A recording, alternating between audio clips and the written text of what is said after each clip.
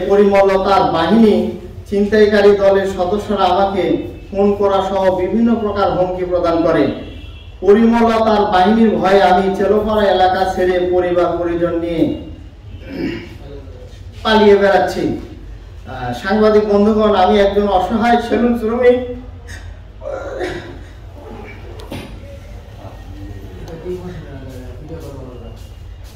Salon শ্রমিক প্রভাবশালী পরিমল পালিয়ে বেড়াচ্ছি। সাংবাদিক বন্ধুগণ, আমি একজন অসহায় সেলুন শ্রমিক, প্রভাবশালী বিএনপি নেতা, ওয়ার্ড কাউন্সিলর ও চুরি ছিনতাইকারী দলের গডফাদার পরিমল চন্দ্র দাসের রসানল থেকে বাঁচতে আমার ক্রয়কৃত সম্পত্তি উদ্ধার করে শান্তিপূর্ণভাবে যাতে ব্যবসা করতে পারি, সেজন্য প্রশাসনের ঊর্ধ্বতন কর্মকর্তার সহযোগিতা আমার পরিবারের সদস্যদের নিরাপত্তা দেওয়ার জন্য আমি অনুরোধ করছি।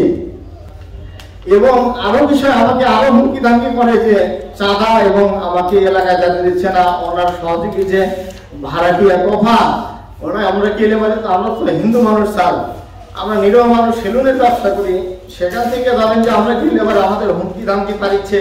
এবং আমার প্রতিবন্ধী ছেলে, উনি তো বুঝে না আসলে দোকানটা কি অবস্থান।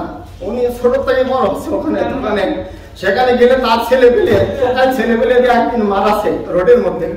অন্য লোকজন খবর দিয়ে ধরেন যে ফোন দিয়ে বলছে যে তোর ছেলেকে মারধর করেছে, মানে দোকানের কাছে দাঁড়িয়ে থাকে, তালা মারা দোকান বুঝে না, ও ছোট থেকে বড়। এই যে আমি ধরেন যে আমার সেলুন শ্রমিক ইউনিয়নের কার্ড এবং আমি সেলুন শ্রমিক ইউনিয়ন তারা আছে, আমি তাদের কাছে বিশেষ দিচ্ছি। ও প্রভাবশালী, অনেকে তাদেরকে অনেক ভয় ভীতি দেখাইছে, বিভিন্ন মামলায় ঢোকাবো, এর বিরুদ্ধে যদি কথা বলা হয়, এইগুলো বিষয়ে আমরা অনেকভাবে নির্যাতিত, যা আমরা কোথাও কোনো সুবিচার পাচ্ছি না। তাই আপনাদের মাধ্যমে আমি আশা করি যে আমি একটা সুবিচার পাবো। এবং আমাকে যে হাসপাতালে দেখেন কি অবস্থা করেছে, এবং এই দোকান দুটি হচ্ছে আমার, এই যে দেখেন এখানে আমার হচ্ছে এটা সেলুন দোকান, একটা হচ্ছে মুদিখানা দোকান। এই দোকানটাতে এখনো তালা মারি রাখছে। আর তোফা নামে ওই সেলুন দোকানটি, মুদিখানা দোকানটি ওনাকে বের করে দিয়ে উনি এই দোকানটাতে আর একটা লোক ঢুকাইছে অবৈধভাবে। আসলে তার কাছে গেলে আমরা এই বিষয়টা জানতে চাইলে উনি বলে যে তোকে মাইরে করতা নদীর মধ্যে, কমিশনারের ভয় দেখাচ্ছে। হ্যাঁ, চালোপাড়া সিএনজি স্ট্যান্ড, আনন্দ হোটেলের পশ্চিম পাশে, কমিশনারের বাড়ির পূর্ব পাশে সামনাসামনি কমিশনারের বাড়ি এবং ওয়ার্ড অফিসের 5 দোকান পরে লাইনে। 2022 সালে, হ্যাঁ আমি অনেকদিন থেকে ওখানে, আমি 2000 সালে না, আমরা তো যেতে পারছি না, গেল ওই যে এর মধ্যে এই 2 বছরের মধ্যে বা রিসেন্ট 1 সপ্তাহ বা 15 দিন আগে বা 1 মাস আগে আপনাকে নির্যাতন করছে বা হুমকি ধামকি? না না না, করেনি। কিন্তু ওই ঘটনার পর থেকে পরিমল তো আর কোনো বিষয় নিয়ে করে না, কোনো বিষয় আমাদের করেনি। দোকানটা বেহাত হয়ে আছে। হ্যাঁ, এবং হুমকি দিচ্ছে, মানে আমরা যে বিচার দিচ্ছি অনেকটা জায়গায়, যেখানে যেখানে আমরা বিচার দিচ্ছি, ও ধরেন আরো ক্ষিপ্ত হয়ে ধরেন যে এখন মার্ডারের পরিকল্পনা, এবং আমরা যত এলাকায় না যেতে পারি বিভিন্ন মিথ্যা মামলায়, রাজনৈতিক মামলা ছাড়া, আমরা তো সেলুনের শ্রমিক, আমরা তো কোনো রাজনীতি করি না। এখন রাজনীতি না করলে উনি বিভিন্ন মামলার ভয় দেখাচ্ছে যে মামলা তোর জীবন শেষ করে দেবো শুধু আমার সম্পত্তির জন্য। জায়গাটা আমার রাস্তার সাথে, ওই জায়গাটা প্রয়োজন। উনি বিভিন্ন নেতাদের ভয় দেখাচ্ছে, রাজনৈতিক ভয় দেখাচ্ছে। আমরা তো রাজনীতি করি না, আমরা খাটে, মানে আমি দোকানটা কিনছি অনেকদিন ধরে, ওই দোকানে ভাড়া নিয়ে থাকি। থাকাকালীন ধরেন আমার প্রতিবন্ধী ছেলে, তার মুখ দিকে ছায়া মালিক পক্ষ আমাকে কম পয়সায় দিছে। এই কম পয়সা দেওয়াতে উনি ধরেন যে উনি 40 বছর ধরে চোখ দিয়ে আছে সম্পত্তিটা খাবে। এই কারণে আমার সাথে, আমি যখন ওর কথায় রাজি না হলাম, হওয়াতে ও বন্ধের ডাকে নিয়ে এসে দেয় আমার খারিজ বাতিল মামলাও দিছে, দিয়ে সেখানে অনেকদিন মামলা চলাকালীন সে মামলায় আমি যখন ডিগ্রি পাইলাম, মামলা ডিগ্রি পাওয়ার পরে ওই দাদার কাছে আবার গেলাম যে দাদা একটা আপনি ব্যবস্থা করে দেন। এই ব্যবস্থা করার চায় উনি আমাকে আরো উল্টা হুমকি দেয় যে তুই কতই মামলা খেতে পারিস, তুই বগুড়া শহরে সব হাকিম রায় দিলে আমি তো জায়গা দিব না, তোর এত বড় সাহস, এত বড় বুকের পাটা, তুই আমার এলাকার আমার না দিয়ে তুই করে খাবো, এরকম আমাকে অনেক ধরনের হুমকি। তো এই অবস্থায় আমরা আসি। এক সময় আমাকে ডাকে নিয়ে যা, তার আমার দোকানে সিসি ক্যামেরাটা আমরা লাগাচ্ছিলাম, সে সময় সঞ্জয় মিস্ত্রি লাগাচ্ছিল, আরো সেলুনের লোকজন ছিল, আমার কারিগর ছিল, আশপাশের লোকজন ছিল। এখন ওই দোকানটা কার? এখন দোকানটা তো আমারই, তালা মারি রাখছে। কে তালা মারি? পরিমল কমিশন। আপনি কি জিজ্ঞাসা করছেন এখন যে এখনো তালা কেন? তার কাছে তো গেলে আমাদের অবস্থাই খারাপ করে দিবে।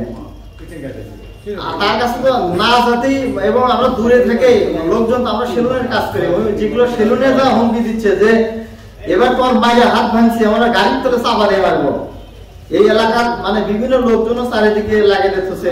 আমরা সেলুনের কাজ করি, আমাদের তো দুই একজন লোক আছে, এই সেলুনে সেই সেলুনে ছেলে পেলে যা গল্প করে যে ওই কোথায় আছে, আমার খোঁজাখুঁজি করেছে, থানাতে গেলে তার লোক পাঠিয়ে দেয়, ডিসি অফিসে গেলে তার লোক পাঠিয়ে বাইরে থাকে, উৎপাতে থাকে। এখন আপনারা কোথায় থাকেন? এখন আমি পুরান বগুড়া হিন্দুপাড়ায় মোটামুটি একটা আশ্রয় নিয়ে আসি আমি। এই অবস্থায় আমার তো সেলুন টেলুন বন্ধ সব, আমি এখন কি করবো, আমার পরিবার নিয়ে একদম অসহায় অবস্থা আছি, প্রতিবন্ধী ছেলেটা নিয়ে আসি। ঠিক আছে, ধন্যবাদ। 6 নম্বর ওয়ার্ড কাউন্সিলর পরিমল চন্দ্র দাস, তার নির্যাতন এবং মিথ্যা মামলার হুমকি এবং তার খুন মার্ডারের হুমকি থেকে বাঁচতে আমাদের শরণাপন্ন হয়েছে আজকে আমি। এই মর্মে তার প্রতি অভিযোগ করিতেছি যে আমি দীনবন্ধু রায়, পিতা মৃত বৃন্দাবন রায়, ইটালি সিংড়ে নাটোর, বর্তমান 3 মাথা রেলগেট পুরান বগুড়া। আমি 2000 সালে বগুড়া শহরের চালপাড়ায় বিবাহ সূত্রে বসবাস করে আসছি। চালপাড়া সিএনজি স্ট্যান্ডের কাছে দোকান ভাড়া নিয়ে সেলুন ব্যবসা পরিচালনা করি। 2019 সালে দলিল মূলে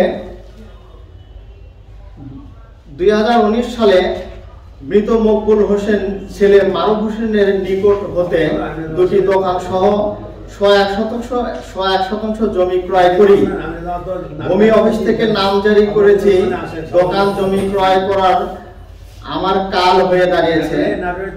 2 দোকানের একটিতে নিজে সেলুন ব্যবসা করি, আর অন্যটি একটি মুদিখানা দোকান কাছে দোকানে ভাড়া দিই। এরপর 2 দোকান ভেঙে একটি করার জন্য ঘর ভাঙতে গেলে কাউন্সিলর পরিমল তার লোক দ্বারা খবর পেয়ে নিজে এসে বাধা দেয় এবং ওয়ার্ড অফিসে ডেকে নিয়ে জমি তার নামে দলিল করে দিতে বলে। এতে রাজি না হয় বিভিন্ন প্রকার মামলা হামলা হুমকি প্রদান করে।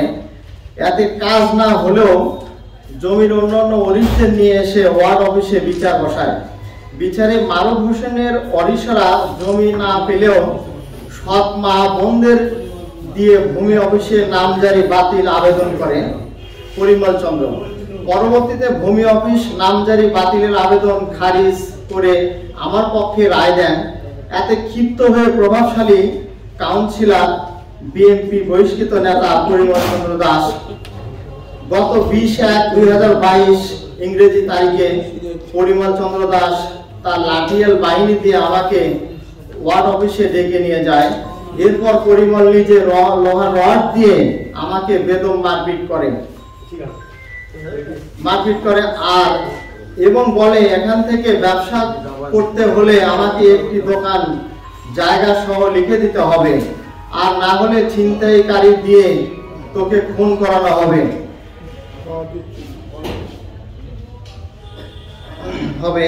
আশেপাশে ব্যবসায় খুন করানো হবে। পরিমলের মারপিট আমার বাম হাত ভেঙে যায়। আমার চিৎকার শুনে আশেপাশের ব্যবসায়ী ও আমার স্ত্রী সহ পরিবারের লোকজন আমাকে বাঁচাতে এগিয়ে আসলে তাদেরকেও মারপিট করে পরিমল। তার মারপিটে আমার স্ত্রী সহ আত্মীয় স্বজন আহত হন। এরপর আহত অবস্থায় বগুড়া শহীদ জিয়াউর মেডিকেল কলেজ হাসপাতালে ভর্তি হয়। 19 দিন পর কিছুটা সুস্থ হয়ে বাড়িতে আসি।